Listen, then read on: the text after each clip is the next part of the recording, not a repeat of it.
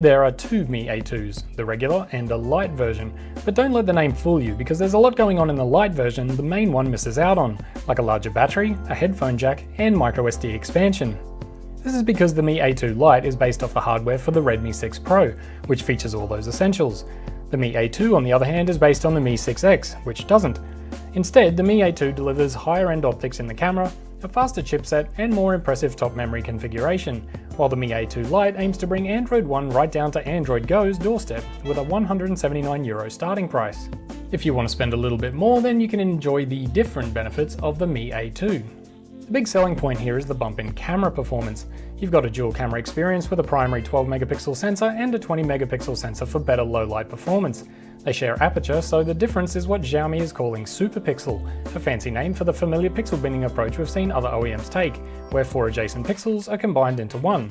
Xiaomi's trick is that it then upscales the result back to a 20-megapixel image. In portrait mode, the Mi A2 will auto-select the best camera for the conditions, but the rest of the time you're going to have to toggle between cameras manually. It's hardly a hassle, but if you don't realize this seemingly insignificant detail, you'll always be shooting at 12 megapixels and getting worse low-light shots than the 20-megapixel camera is capable of.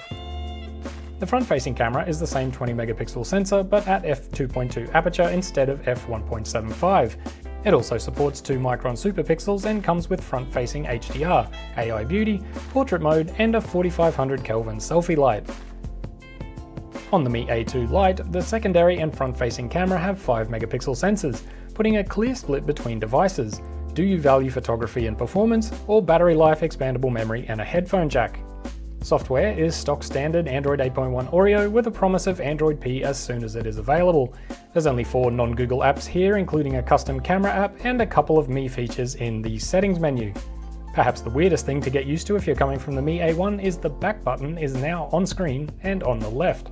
Google Assistant, Google Lens, Google Play Protect, Oreo battery optimizations, and Project Treble are all part of the package here. Not having to worry about software at all means that Xiaomi's hardware can really come to the fore. It also means multiple Android OS upgrades and regular security patches. You'll miss out on a lot of what makes Xiaomi Xiaomi in MIUI, but considering the Mi A1 made the top 10 best-selling smartphones globally in February, Android One clearly isn't that much of a compromise for a lot of people. The display on the Mi A2 has grown since its predecessor at just under 6 inches. It's Full HD Plus like the Mi A2 Lite's 5.84-inch IPS LCD, but the Lite variant has a notch while the regular version does not. There's only a mono bottom-firing speaker here, so perhaps more comprehensive audio support will be next year's big feature request for the Mi A3. You do get Oreo's audio codec support if you're into wireless headphones though. Both support 5V 2A fast charging, but only the Mi A2 gets USB Type-C, while the Lite version sticks with micro USB. Again, this is partially due to their respective price points, but also based on the Chinese originals upon which these phones are based.